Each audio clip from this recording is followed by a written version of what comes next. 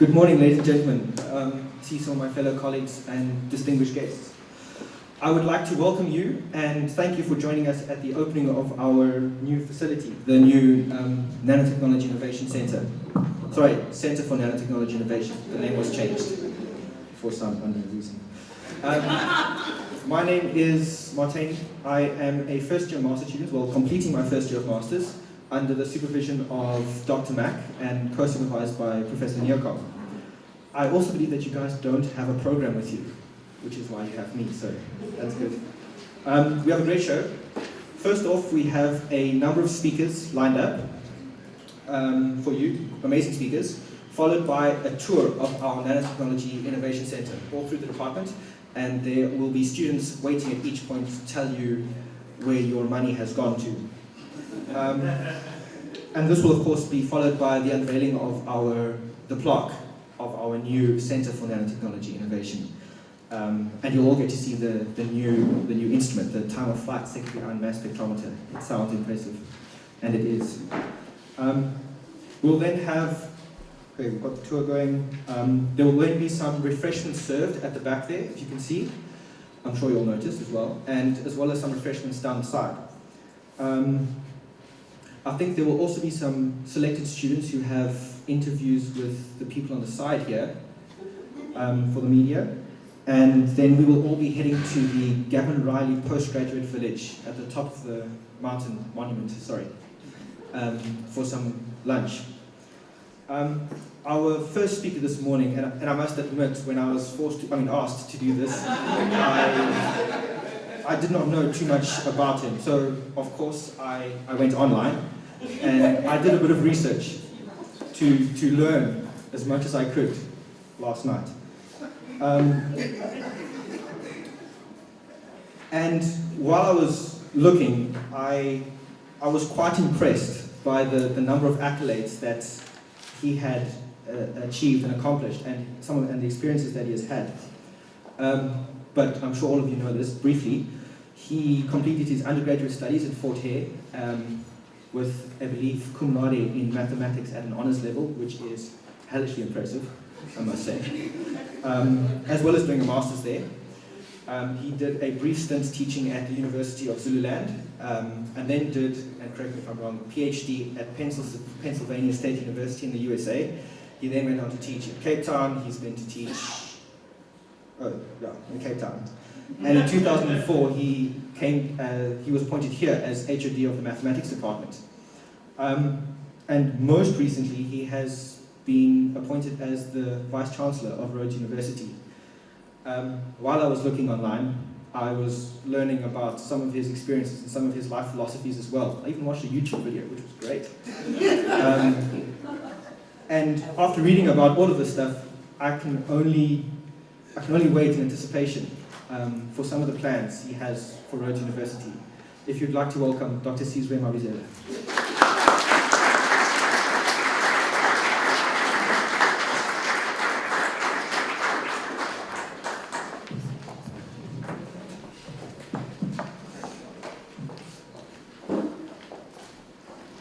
Thank you very much for that wonderful introduction.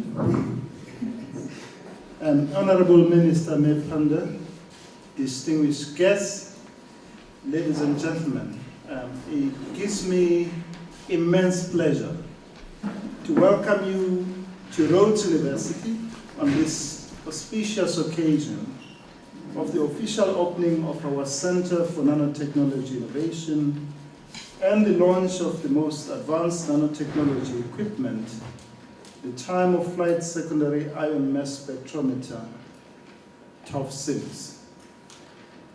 Let me just take a moment to acknowledge and recognize our honored guests and our dignitaries and the university officials who have graced this occasion. Let me start with our DVC, Research and Development, Dr. Peter Clayton, and go on to Professor Chris Bawi, our Dean Teaching and Learning, and also the Acting Deputy Vice Chancellor, Academic and Student Affairs. distinguished Professor Tebolo Nyokong, our golden girl, golden woman, DST NRF Research Professor of Medicinal Chemistry, Nanotechnology, and Director of the Rhodes University DST Center for Nanotechnology Innovation. Dr. Lindy Wemsenganandlela, the Special Advisor to the Minister of Science and Technology. Dr. Albert van Jaarsveld, the Chief Executive Officer of the National Research Foundation. Dr. Romila Maharaj, the Executive Director, Human and Infrastructure Capacity Development. Ms. Christina Pinto, the Chief Director, Innovation Priorities and Instrument from DST. Mr. Joseph Molapisi, Director, Emerging Research Areas from DST.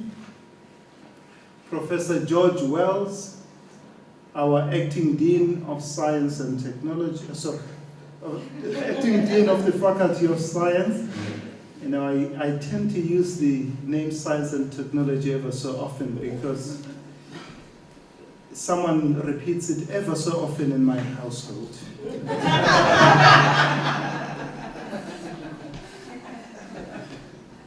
Let me also acknowledge the Deputy Dean of Science of the Faculty of Science, Ms. Joyce Suri. We also have Professor Dave Suri, who is the Dean of the Faculty of Commerce. Professor Di Wilmot, the Dean of the Faculty of Education. Professor Rod Walker, the Dean of the Faculty of Pharmacy. Professor Tom Martin, the Dean of the Faculty of Humanities. Professor Rui Kraus, the Head of the Department of Chemistry, Rui.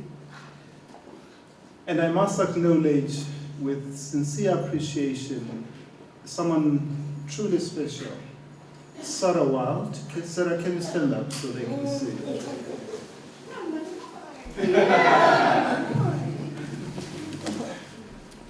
Sarah is a proud graduate of Rhodes University and an award-winning journalist, science journalist. She was in my class.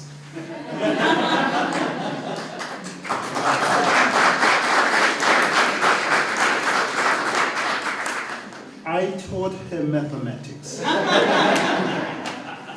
And I'm so proud of the work that I did. Welcome, Sarah, and thank you for the incredible stories that you write about science and technology. And you really bring great credit to your alma mater. Honorable Minister, our university is deeply honored to be hosting this national asset for the benefit of researchers at Rhodes, the Eastern Cape, and beyond. Our sincere gratitude and deep appreciation to you, Honorable Minister, and the National Research Foundation for this significant investment, which will propel our research in nanotechnology to greater heights. This equipment will indeed take our nano research to a iota scale. If you imagine what a iota scale is, you are working with things at 10 to the minus 9, that's nano, 10 to the minus 9 scale, and you really, the scale at which the work that will be done will be raised to is iota scale, which is 10 to the power 24. So we really appreciate that. Thank you, Honorable Minister, for your steady and exemplary and visionary leadership in the important portfolio of science and technology. And thank you for being such a dedicated champion and an ardent advocate of science and technology in our country. Our university has a long and well-entrenched culture and tradition of producing high-quality research that advances the boundaries of knowledge and contributes to the betterment of our society. This is particularly the case with the incredible group under the leadership of distinguished Professor Tebela Nyoko. And this is a diverse group of young men and women from diverse cultural, social, and economic class, diverse racial and geographic backgrounds, who are united in a common purpose, and that of creating knowledge. We're very proud of the great honor and the prestige that distinguished professor and her team bring to our institution. Each time we see her in the media and in other forums, we bask in the reflected glory of her fine achievements. One of Dr. Badat's dreams was to raise funds to build a dedicated laboratory facility to house the expensive equipment that supports the outstanding work done by distinguished Professor Nyoko and her team. We have created some additional space for expansion for distinguished Professor Tebela Nyoko. And this space is waiting to be occupied by the next significant piece of equipment. Hint, hint. Hint, hint. So we are so grateful that you have invested so much in this piece of equipment. Once more, a very warm welcome to you all to Rhodes University. I was just telling the minister earlier on that each time she comes to Rhodes University, she brings us sunshine. And she has never had to come here to do firefighting about this, that, or the other. She has always come to celebrate outstanding achievement. And we will not fail you, Minister. Be assured that you have at Rhodes people who share your vision insofar as science and technology. And you have people who will always support you in your incredible work as you lead this very important division in our country. A very warm welcome to all of you.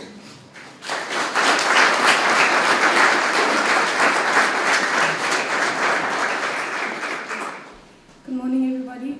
My name is Sijeng Lele. I'm a master's student under the supervision of Professor Nyoko. I'm really privileged to stand before all of you to introduce a couple of our speakers this morning. I'll get straight into it. Unfortunately, I don't have any jokes up my sleeve. I leave that to the other children in this household. But our first speaker this morning is Dr. Peter Clayton, who's our Deputy Vice-Chancellor, and he'll be giving a brief talk on the research at Rhodes University.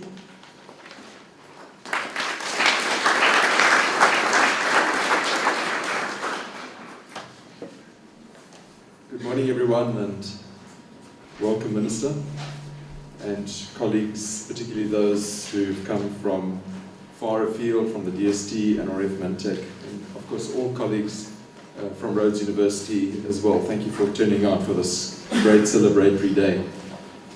But it's a particular pleasure to welcome you, Minister.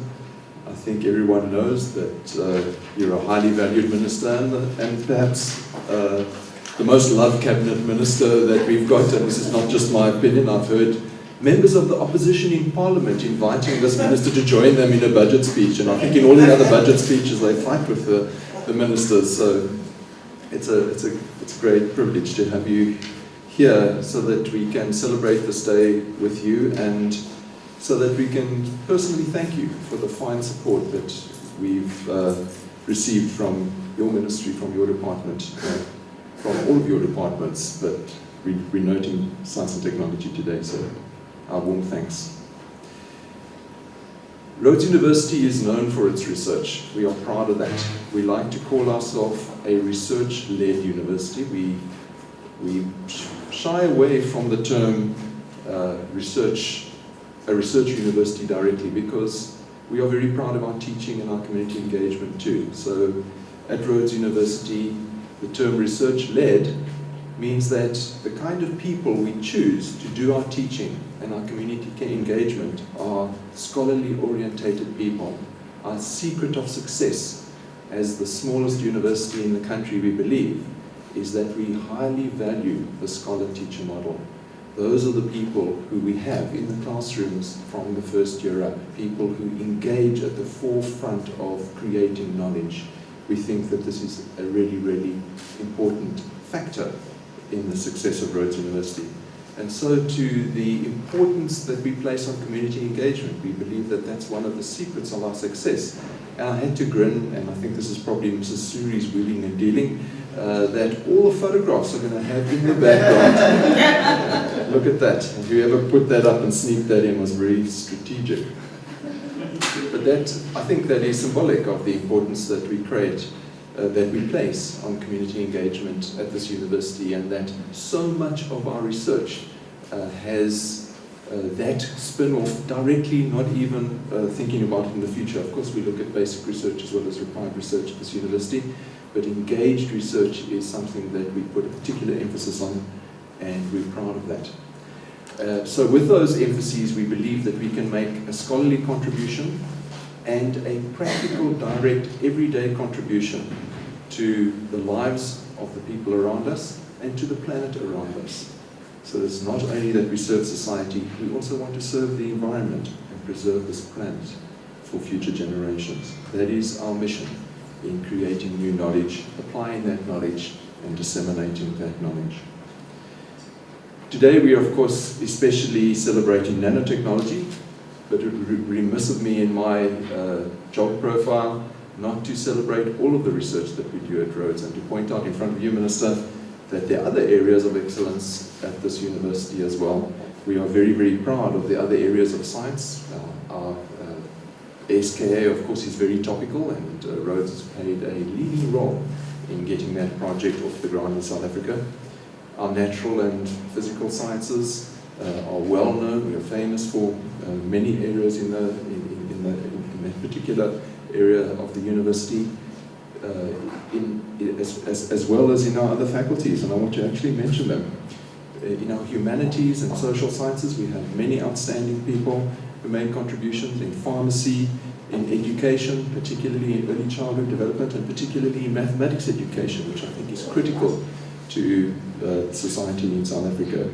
And in law and in commerce too, some outstanding researchers who contribute to the national landscape.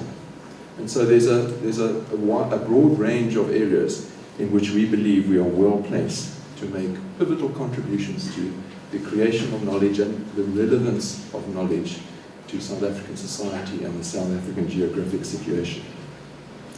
But there's another reason why I want to mention those, and that is to say that in any organization where you want to really, really achieve at the highest level, what you need is a pace setter. And what we are celebrating today, I believe, is not only Rhodes University's pace setter, but South Africa's pace setter, and certainly one of this continent's pace setters. The reason why people strive to achieve in a scholarly way at Rhodes is we have an unbelievable role model to model ourselves on at this university. And I don't know how we landed up with her, but somehow or other, through a set of accidental job applications, she landed up here and then got tired of filling in job applications and never went anywhere else, I think. But we are extremely fortunate, Professor Neokong, to have you here.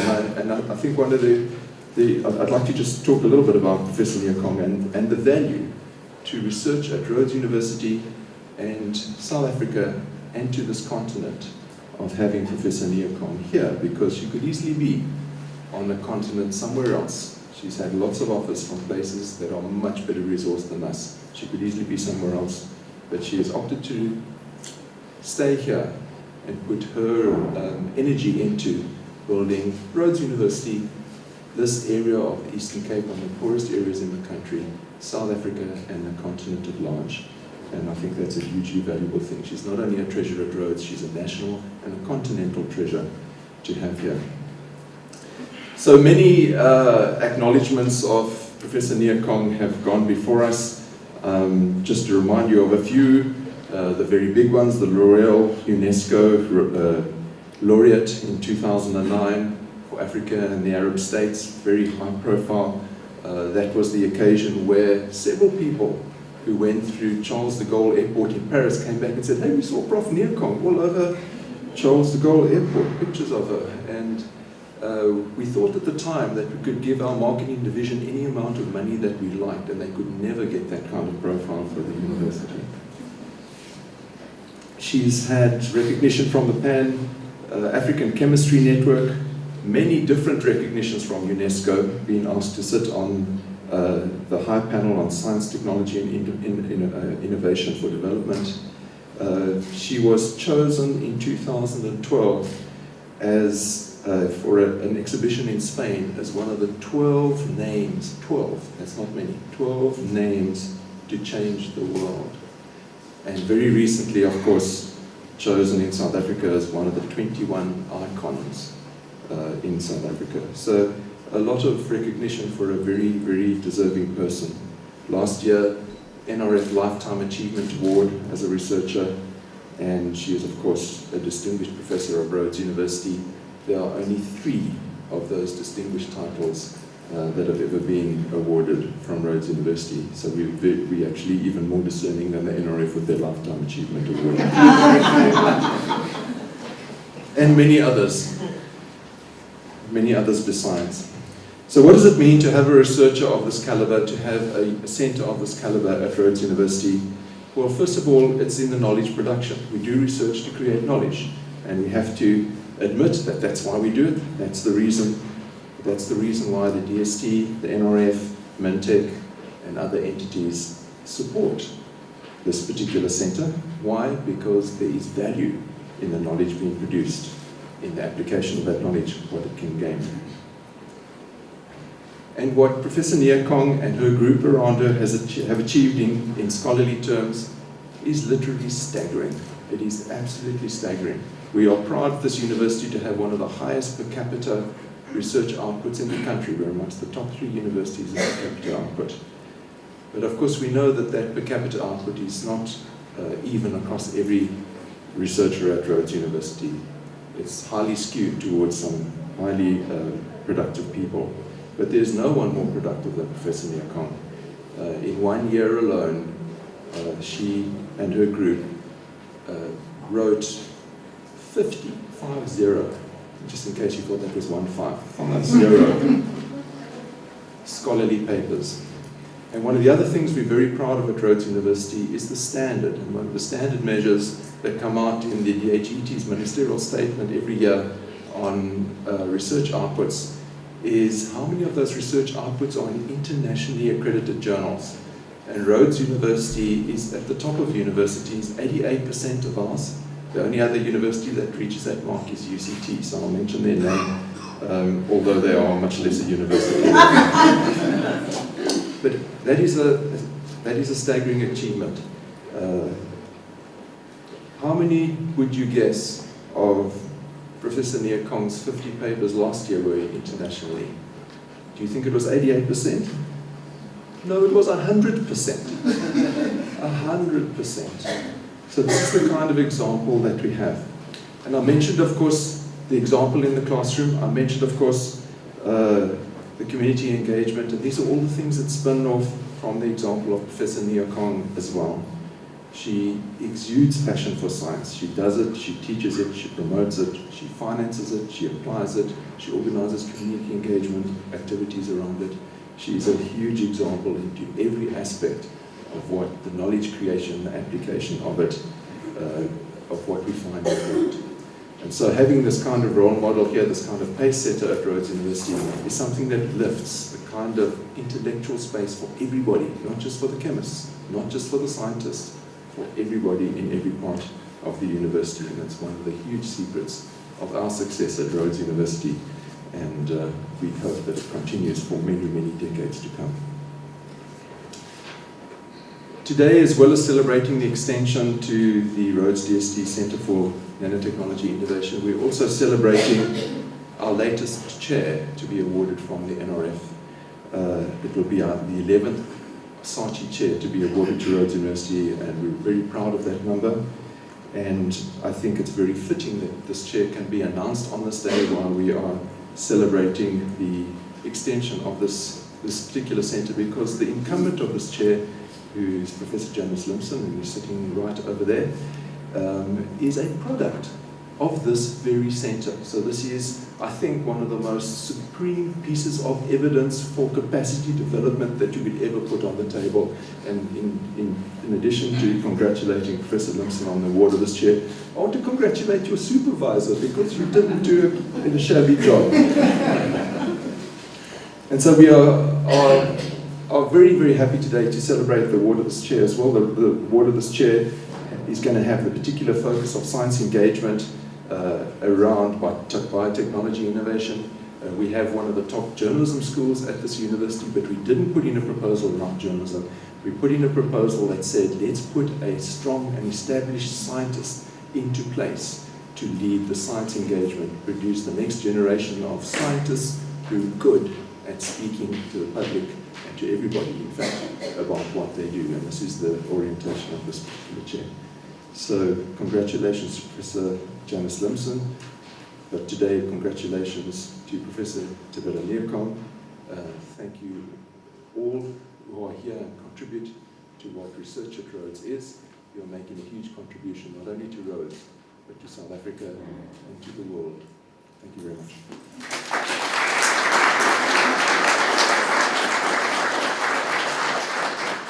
Thank you very much, Dr. Clayton, for that.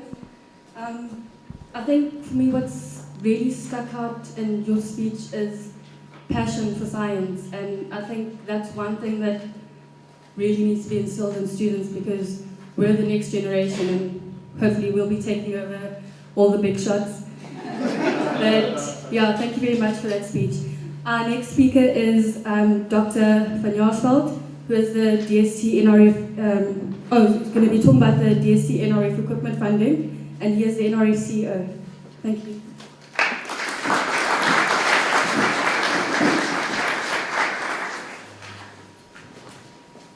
Thank you very much for that. And first of all, I'd like to share the congratulations with Professor Neerkom and the team for these wonderful achievements. I think the new research chair and this wonderful center just goes from strength to strength. And we really are amazed always from a distance about the energy and the leadership and the tremendous effort that goes into not only growing the science infrastructure around this laboratory, but how that's applied and used to grow the next generation of scientists, the human capital development that flows from that particular effort. So I want to just say thank you very, very much for your collective efforts in this regard. I've been asked to say something about equipment funding, but I want to start sort of at a high level if possible. You know, Minister Pandor has shared with us a few times in public, in Parliament and other places, her ambition for the science system, that she would like to see us spending 1.5% of the GDP on the national science system over time, as a long-term ambition for the system. And I think it's important for people to understand that when Minister Pandor makes these kinds of statements in Parliament, and when we go there as an NRF and we get confronted by the Parliamentary Portfolio Committee about what we're doing as far as developing the science system is concerned. And this particular ambition that the Minister shared with the nation is shared by every single political party and every single MP that sits around that Parliamentary Portfolio Committee to try and achieve that. I think it's a wonderful achievement for a department to get every political party behind its ambitions and goals, and we hope that that collective effort will at some stage in the near future, when it becomes feasible, drive the system to make that level of investment. So I think it's important to understand that if Minister's ambitions become a reality, that there may be a little bit of extra funding to fill up all the vacant spaces, and not in the way that the EFF does it, but you know, in a rational, systematic way in this particular facility. And we look forward to that day when we can fill up all those vacant spaces with the new equipment in the system. As far as the DST NRF equipment funding is concerned, I wanted to just share with people what Minister Pandor has achieved over 2 terms already in the department. Minister Pandor has always said to us, she reminds me that at the NRF we have 3 things to do. We have to fund science and fund research, and make sure that the researchers have grants. We have to make sure that we promote and develop human capital, the next generation of researchers in the system. And the third leg of that is to make sure that we have the infrastructure and the equipment available to do the research. So those are the three core things in our act that the Minister continuously reminds me about. And we try and deliver on those in a balanced fashion across the available resources. As far as the equipment funding is concerned, the department has made significant investments in equipment over the last 7 or 8 years, I think, if you tally it all up. The budget has grown from in the order of 1.5 billion rand to over 4 billion rand for this particular year. And that flows through the NRF alone, across all these areas of investment. The growth in investment in infrastructure has also been substantial, equipment and infrastructure. We now have 3 key areas of investment in infrastructure and equipment that we drive through the NRF using the DST funding. The first is, of course, we support our national research facilities and make sure that they are functional, that they are as close to cutting edge as we can possibly keep them, and make sure that they are platforms that service the whole science community at the end of the day. And in particular, the investments in astronomy have stood out over the last couple of years because of its important strategic advantage. The large investment in the SKA, where the department is spending in the order of about 300 million rand a year at this moment, to build the Meerkat as the first phase of the SKA project, and that investment will continue. But on top of the 300 million rand that goes to the SKA more or less on an annual basis at this stage, the department has also grown extensively the investment in large equipment. Remember, there's an arrangement between the Department of Higher Education and Training and the DST that the Department of Higher Education and Training will look after the well-founded laboratory infrastructure across the system, whereas the DST will fund the high-end research infrastructure at the end of the day. And that investment has grown. I think it started off with about 50 million rand. It's now up to 150 million rand a year that get pumped into universities on an annual basis, on a competitive basis. Now, we know that this particular facility has been particularly successful in its application for that funding. Maybe too successful, Professor Nyakov. But I'm glad to see that the ambitions are there, but we are also delighted about the outputs that are generated from that. And on top of the equipment funding that we put in place, we've also, through the kind offices of the DST, managed to upgrade the national research facilities over the last couple of years, besides the foundation funding that they received, to the tune of spending about 100 million rand a year across all of them, including the observatory infrastructure, the Itemba lab infrastructure of nuclear accelerators, the new atomic mass spectrometer that was developed on the Rhodes campus in Gauteng, that can now allow the archaeologists and paleontologists to date, for the first time in the southern hemisphere, material that stretches back up to close to 2 million years ago. So we have that facility on the continent now, and I hope that even the researchers from Rhodes University will make use of those facilities for their particular work. So the investment in infrastructure and equipment has grown tremendously over the last number of years. I think together with the DST colleagues, we're working hard to get the balance right between grant making, equipment and infrastructure, and then human capital development. And there's no silver bullet answer to that issue. We have to just continuously keep fiddling with the figures, and hopefully we get it more right than wrong over time as far as that's concerned. So, and we are trying to apply the new budget as it becomes available, even though sometimes it's squeezing blood out of a stone as far as Treasury is concerned, because they are going through hard times nationally. I think we have to understand that. But we are applying our minds to squeeze that money and make sure it goes through the NRF and it touches the pockets and the lives and the research activities of the research community in the particular institutions. We look forward to working with Rhodes University into the future, not only this facility and this department, but across the campus, to strengthen your research equipment and infrastructure into the future. And please always consider, as I said to the Vice Chancellor earlier, that even your institutional ambitions, as far as Grahamstown is concerned, you have a partner, an arm of the DST, the National Research Foundation, that shares the space with you. We are in town, and please consider us to be a real partner in terms of delivering what you want to deliver as an institution in Grahamstown and the immediate surrounds. So thank you for this opportunity, And we look forward to working with this community to take research to even greater heights on this campus. Thank you very much.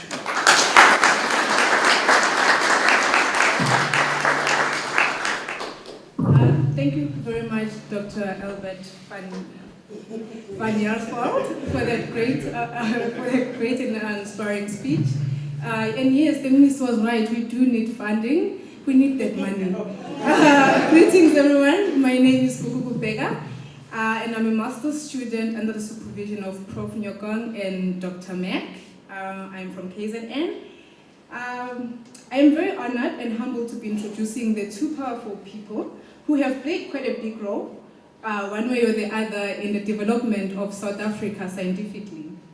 And I would like to thank also Dr. Clayton for taking part of my job, that is for introducing Professor Nyokong. I mean, it's very challenging to introduce someone who has a CV that has about 100 pages. Where to start?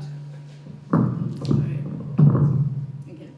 Just to add on what Dr. Clayton said, she is a multi-award winning South African scientist, and she currently holds a DST, or honorary distinct professor in medical chemistry and nanotechnology at Rhodes University.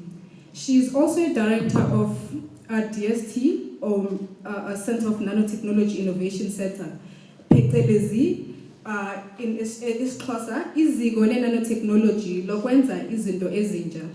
She is also one of the 21 icons and has recently appeared in the Sisters in Science documentary, which was broadcasted in SABC 3. So we have a celebrity in our midst, so take opportunity of that. Feel free to ask her for an autograph or photos, but she doesn't like to take pictures, so don't be too much on that front. I'm not gonna reveal the reason as to why. I still want my master's, thank you very much. Jokes aside, one of her secrets to success is hard work, and she believes in small successes, especially when it comes to research. Her famous statement is, there are no shortcuts to anything. You do not need to be intelligent in this world. You need to do the work and put in the hours. So ladies and gentlemen, please put your hands together for the distinguished Professor Tebelo Nyokong, as she will be talking to us about nanotechnology research in South Africa, the success story of Rhodes University in the Eastern Cape.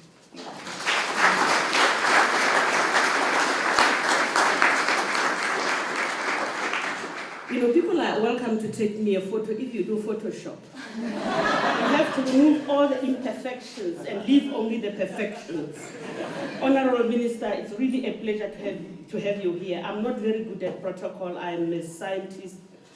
All I know how to do is just work, and that's it. Thank you very much, Gugu. You talk too much, but thank you. I'm the one for the underdog.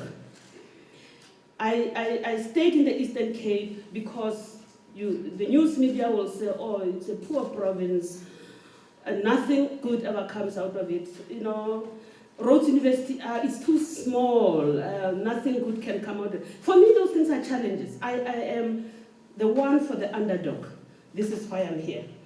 The recognition, I just want to, not talking too long, but to say the recognition of Rhodes University as a nanotechnology hub really started in 2007 with the award of the chair in nanotechnology.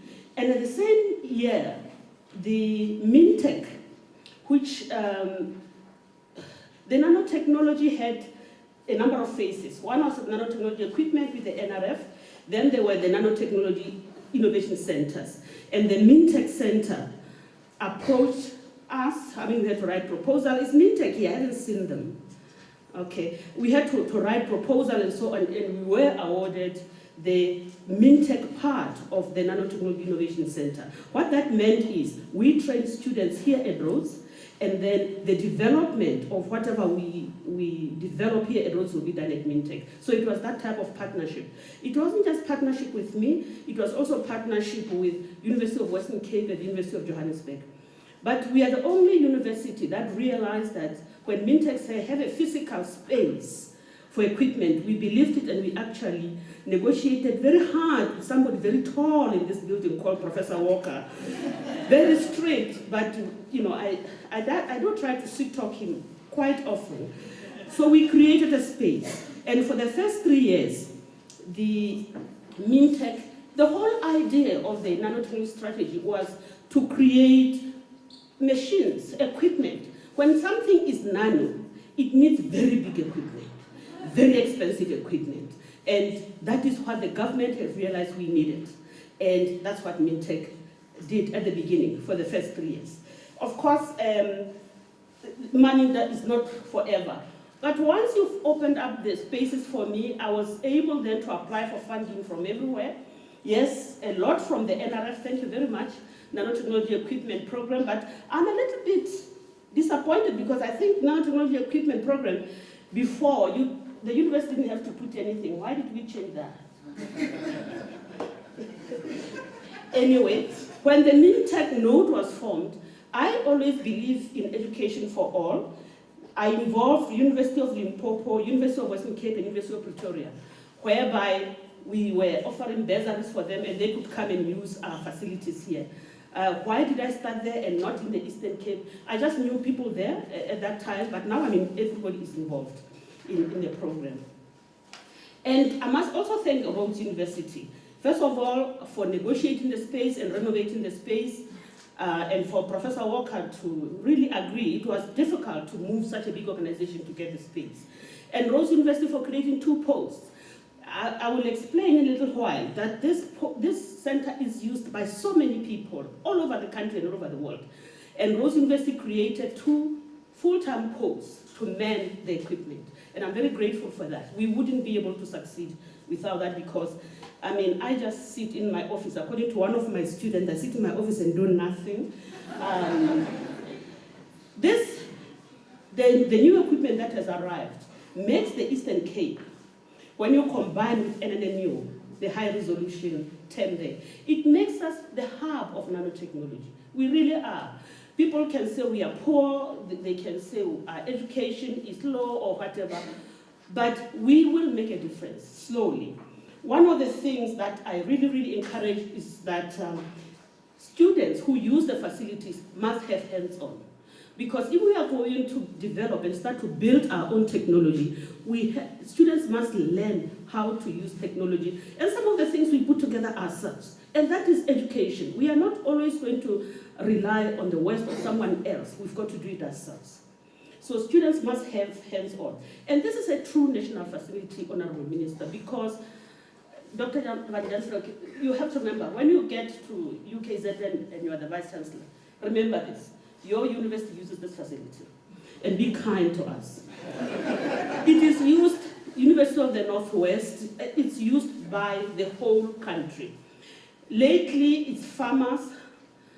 Yeah, the other day they were analyzing grass. I have no idea, but we just do what we are told. But why is this center so important?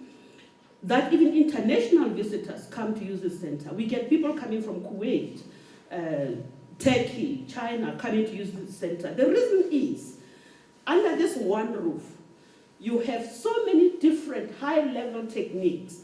You take your sample, you move to one equipment, you move to the other, you move to the other, under one roof. And you get the best results under one roof. And we have the most capable technical staff. Hint, hint, the Vice Chancellor, technical staff.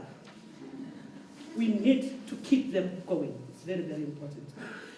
But we also have our sister universities, University of Fort Hare and Walter Sisulu University, who we work very closely with. We also want to encourage them that their students should come and use the facility. The facility has also hosted a number of people. Parliament Portfolio Committee has been here a number of times. And really it's very interesting to have so many different parties in one. I'm not a politician, but it's fascinating. Well, this year, if Parliament Portfolio Committee comes, maybe we will have EFF, but we have to deal with it.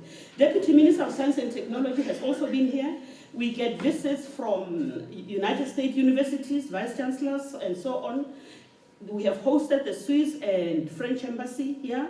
So we host a lot of things. We also have school visits. We have schools who come to an ordinary people. Those equipment look like just monstrous machines. And some of them look like a spaceship, or some of them may look like a submarine. They mean nothing. But if you put these young people in front of them, they have a meaning. Now, the question is, how do we maintain this facility? That is my greatest nightmare. We can have all these facilities. What happens 10 years from now? I don't sleep because of that. I just don't want to see this being, what do you call it, a white elephant? Because just to maintain it on a yearly basis is tough.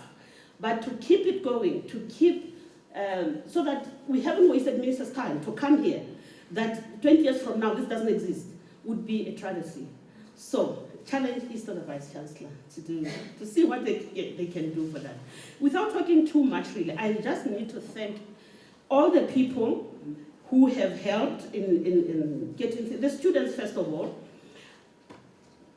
Minister, Rhodes is where leaders learn. They have to be leaders. That's why I say you are going to run this thing today. Let's see whether you are leaders or not. Let's see how you can handle yourself in front of people. And I thank them. I thank all the chemistry, pharmacy, biochem, micro. I don't know whether they are here.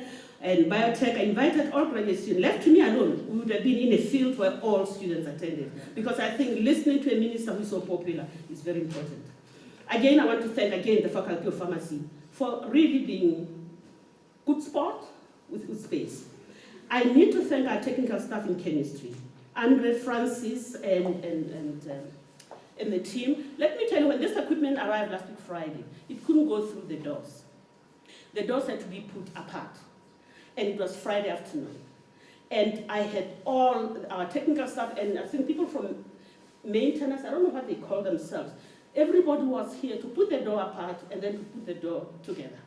Then, when the equipment was finally out of the box, there was a problem with the pressure of the building wiring. The technical staff stayed here until 8 p.m., going through the building to find out what the problem is. And the maintenance people in blue overalls were here. Give them credit. Our technical people are committed.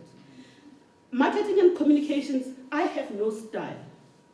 They are the ones that did this. Banners you will see. It's our marketing and communications. They are very thankful, and also organizing all of this. I'm not going to name them by name, but they organize all of this.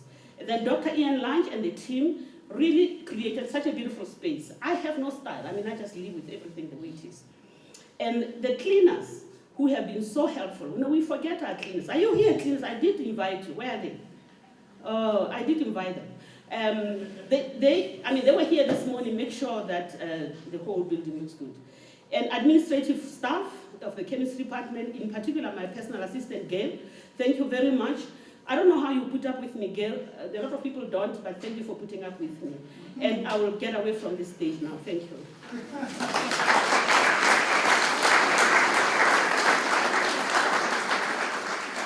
Thank you very much, Prof, for being so awesome and for introducing me. It's an honor for saying I'm talkative, I'm following your footsteps. Like supervisor, like student.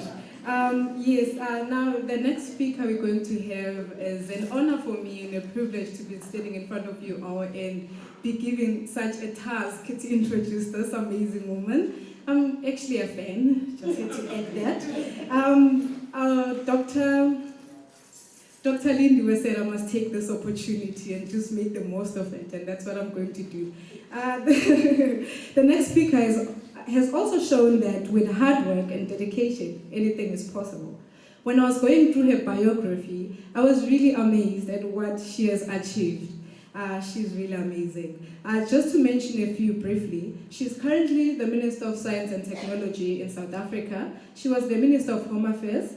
She was also served as a Minister of Education from 2004 to 2009. She is also the Deputy Chairperson of Joint Education Trust Board and National Director of Black Management Forum.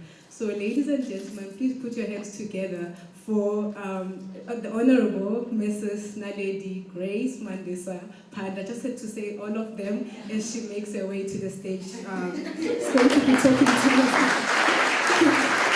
She's our keynote.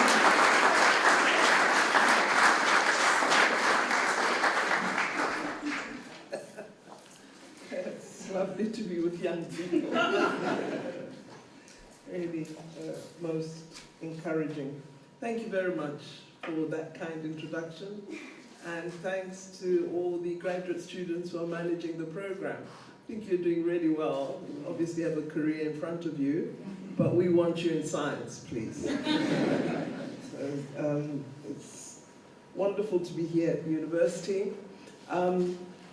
I think all I will do is recognize the Vice-Chancellor, Professor Mabizela, and congratulate him on his appointment as Vice-Chancellor of this very important university, and wish him well in the job he has been given to lead Rhodes University.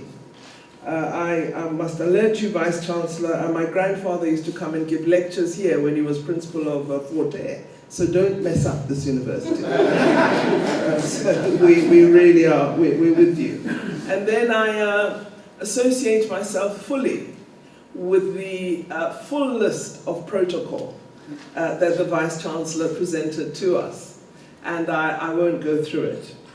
What drives my interest in ensuring that we have appropriate infrastructure and infrastructure of the first rank for science, technology, and innovation in our country?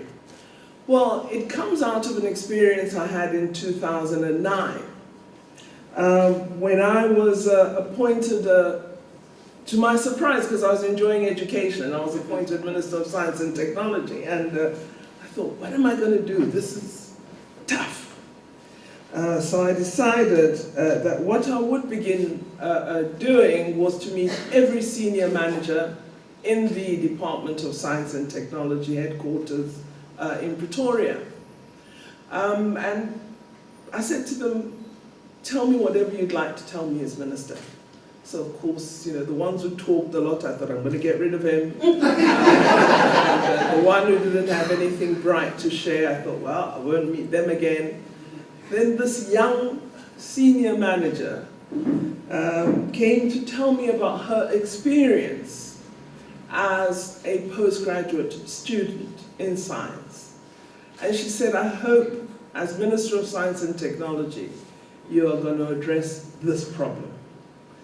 She said when she was a student studying for her PhD, there was a particular piece of equipment that was necessary to her advancing her research work. And as she was approaching the months in which she would use the equipment broke down. And it was the only piece of machinery that would allow her to do her work.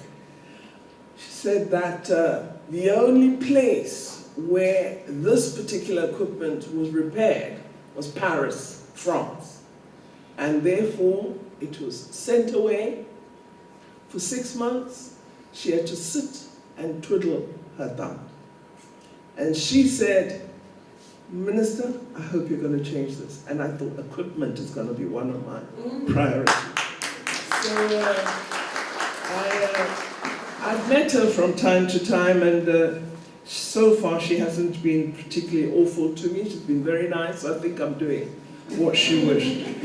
But one of the things I know we've not yet properly addressed is while we are placing equipment in the various institutions throughout the country, we're not training the technicians who will maintain it.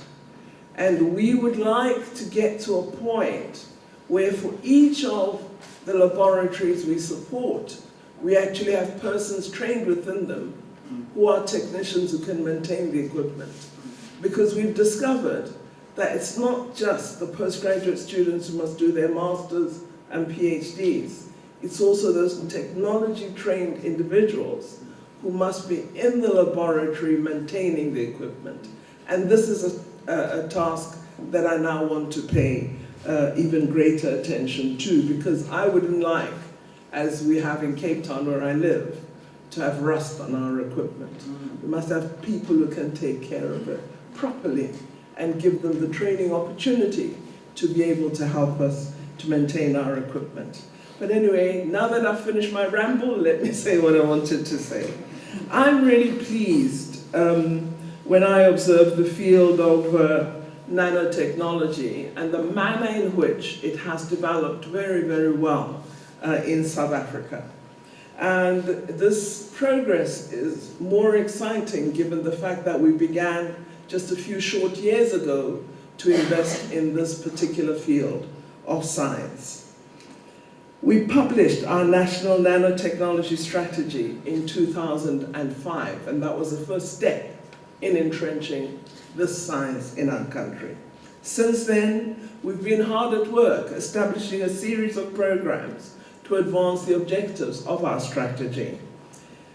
The establishment of the Nanotechnology Innovation Center based at Mintech and the Council for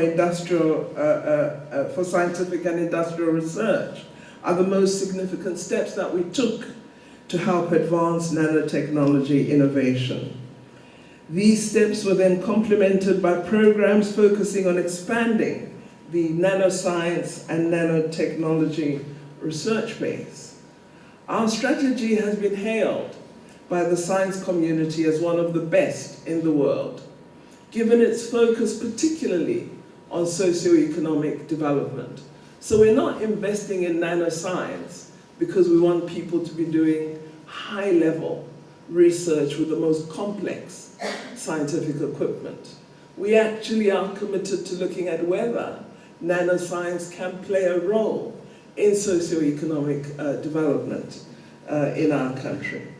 Our strategy aims to address our challenges in the areas of water, the areas of health, and the areas of energy, as well as to give a competitive edge to some of the country's strategic industries, such as mining and minerals, advanced materials processing and manufacturing, as well as chemicals and bioprocessing.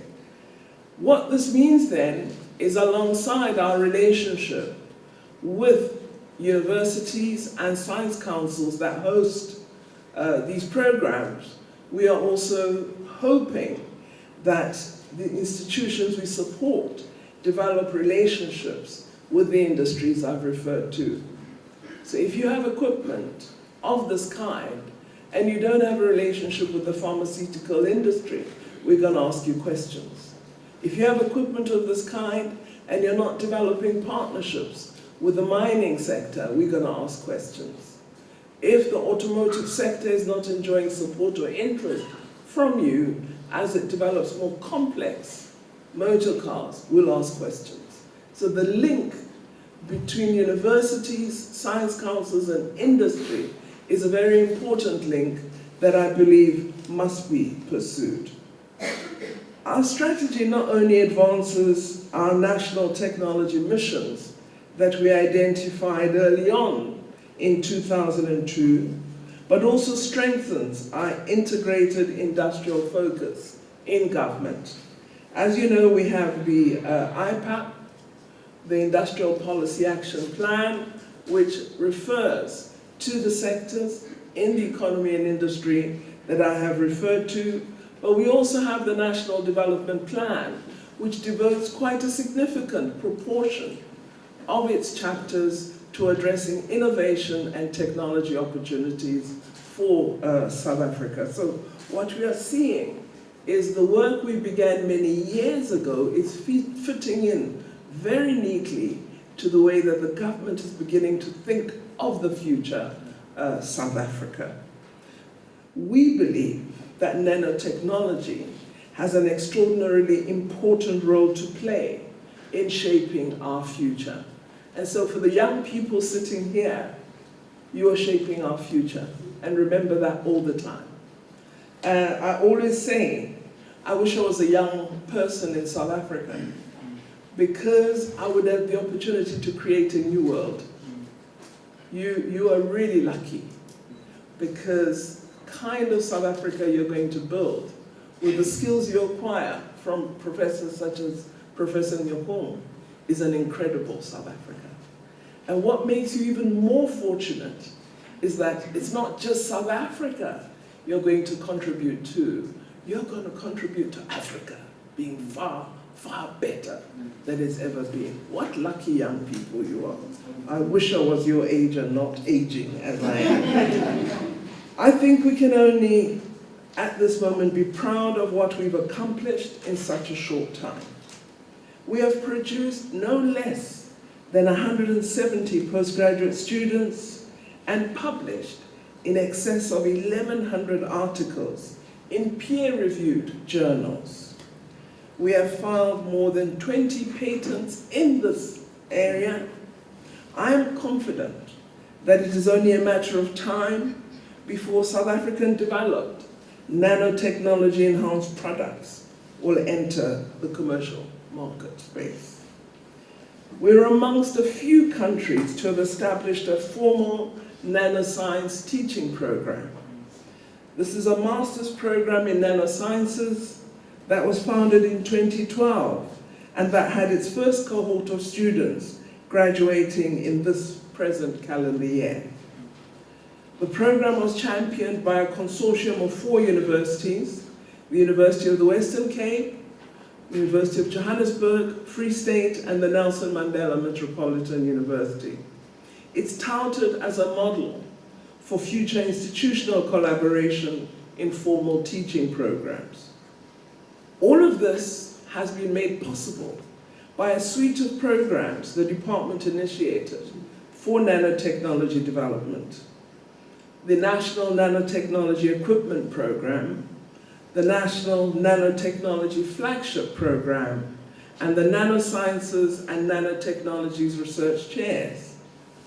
These interventions have catapulted nanotechnology research in the country to a point where we have become global players of note.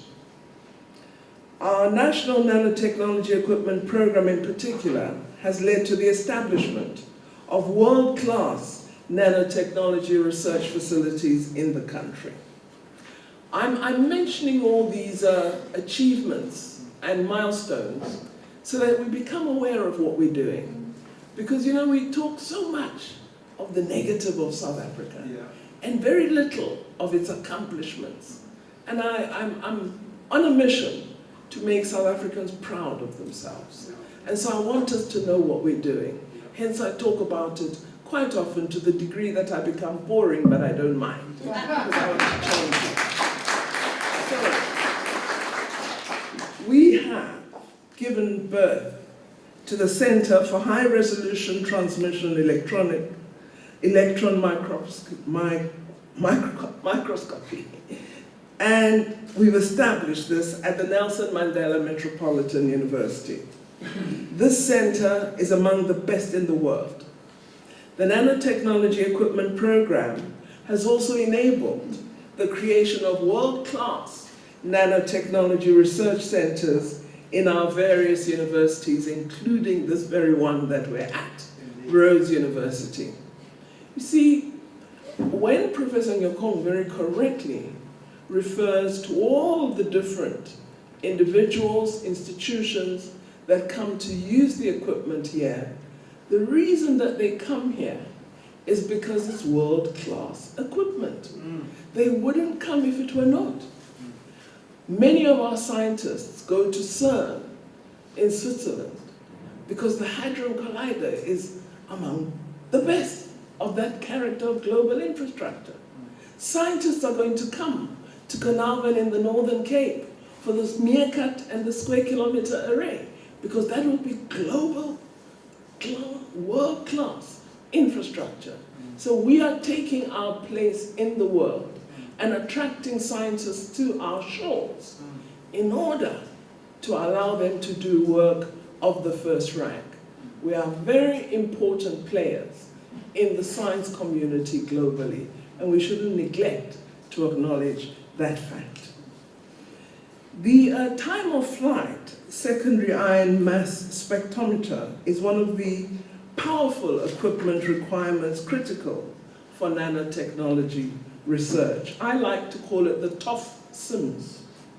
It is capable of producing a mass spectral map of a surface area, has extremely high surface sensitivity, which is essential for the detection of contaminants, and it provides elemental composition as a function of depth. My officials wrote that part. It also provides the sole means for giving us information on chemical composition and morphology at the same time. It is based on the fact that the first ions, that ions with the same energy but different masses travel with different velocities. Without access to equipment such as the TOF-SIMS, I am told it's difficult to quantify nanostructured materials. At the moment, researchers rely on their overseas collaborators for such studies. The availability of the TOF-SIMS in the country will enhance the quality of research and student training. The equipment will assist in advancing requirements to address the national skills shortage in many key areas of research, such as in physics, chemistry, biotechnology, and the emerging area of nanotechnology. Now, none of us are surprised that institutions in the Eastern Cape play a key role in nanotechnology development. You find their presence in almost all of the department's major nanotechnology initiatives. The province boasts 2 of the 6 research chairs in nanotechnology. It plays host to the Premium Center of High-Resolution Transmission Electron Microscopy I referred to earlier. It hosts one of the nodes of the MINTEC Nanotechnology Innovation Center and is part of the consortium that established the master's program in nanosciences, which I also referred to. I would like to challenge the institutions in the province to leverage their world-class infrastructure and world-acclaimed researchers to bring essential developments to this province and the rest of the country. We are, as a department, considering mechanisms for the creation of a suitable environment for nanotechnology innovation through developing a roadmap that will help pave the way to the conversion of laboratory outputs to products and services that South Africa and the Eastern Cape desperately needs. Of course, we've been told and know that this node at Rhodes University is headed by Professor Tebello Nyokong. Professor Nyokong's publication record, which is over 500 papers, as Professor Clayton indicated, and her very impressive index as a researcher, are a clear demonstration of why she's a recipient of so many awards, which include the prestigious Order of Mapungubwe. Your contribution to human capital development, Prof, is just incredible. Having the record of training more than 70 postgraduate students is an outstanding achievement for a single academic. I would like to thank Rhodes University for continuing to provide the environment for researchers such as Professor Nyokong to excel. The university's significant financial contribution to the acquisition of the TOF-SIMS is an example of the kind of support that will produce the excellence we see in this institution. I should say, Prof, that I've developed this practice that when we invest hugely, we want to see a little bit of contribution from the institutions too, because we know that if there's that small little give, there'll be a great deal of care. If it all comes from us, we think it, we'll think, easy come, etc. So we are compelling a little bit of a contribution, not too much, we'll see about, but we do want a bit. So it does come from our practice. I would also like to appeal to the university to ensure that the equipment that we're going to unveil today becomes an asset that supports research not only in this institution. Make sure, as has been promised and indicated with other equipment, that it is available to researchers from all over the country and helps them to advance their research work. I would also like to call on researchers throughout the country, through Sarah, to use these facilities. So we know Sarah Wild will alert them to its existence, and we hope invite them to come here. I also hope that our colleague researchers in the rest of the African continent will also take up the opportunities that we provide through this equipment. So, Vice-Chancellor, I'm extremely happy to be back at this wonderful institution, and I'm really pleased that you invited me to play a small part in welcoming the Tofson's equipment to this institution. Equipment acquired through the support of the Department of Science and Technology and the National Research Foundation, with co-funding from the university.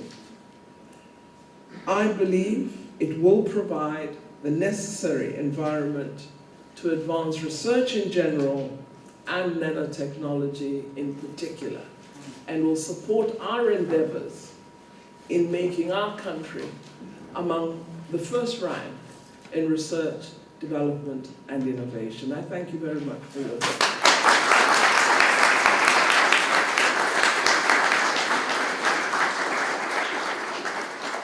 Thank you very much, Honourable Minister.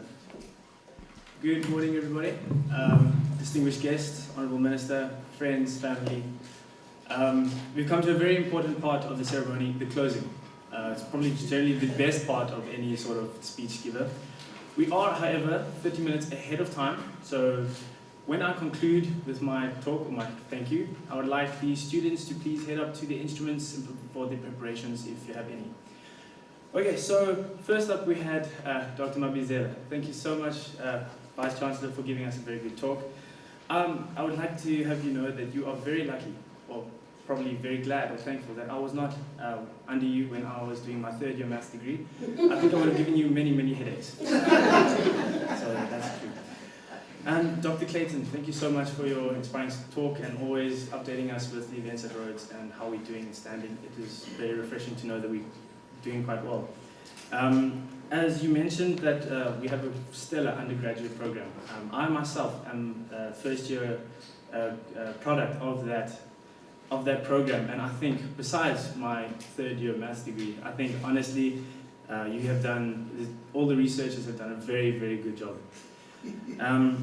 Next we had Dr. Van Jaarsveld, Mr. CEO, sir, thank you so much for all your help and funding. Also, you mentioned balance, how you guys struggle to balance the grants and funding and stuff, and I personally think you have done an amazing job. I'm also glad to hear about all the increases of the budgets, wink wink. And then, thank you very much, Prof. Your talks are always informal. They give me hope that you don't have to be very stand-up talker and stuff. It's very, very refreshing. And you mentioned that you like challenges, and I think you have found an immense challenge in producing a postgraduate candidate out of myself. So, good luck with the future. And Honourable Minister Pandor, thank you so much. I saw on the plaque that you had opened the NRC before, and now you're here again 4 years later at the expansion. It is a huge honour for everybody here at Rhodes hosting you. Very grateful. And you also mentioned, and this one thing I've also noticed that we've discussed amongst ourselves, that industry and universities are indeed, there's a huge gap lacking. In other developed countries, such as Japan, the industries approach the universities and not the other way around, which we have noticed is probably one of the causes of this whole situation, which we hopefully will try and in the future correct. Also, you mentioned that you talk a lot about, you get boring when you talk about success stories and science. And there's one thing that you must always remember, that success stories and science are never boring. So, thank you very much, ladies and gentlemen, for being here for the opening of the ceremony. My closing wasn't very well prepared. It's very tough to prepare for this sort of ceremony. And out of Prof's one of your greatest achievements, you can ignore all the accolades and all the prizes and stuff, but your students are by far the greatest achievement that you have ever had at this university. And I am honored to be one of those students. Thank you very much. Thank you, Mr. Pandor.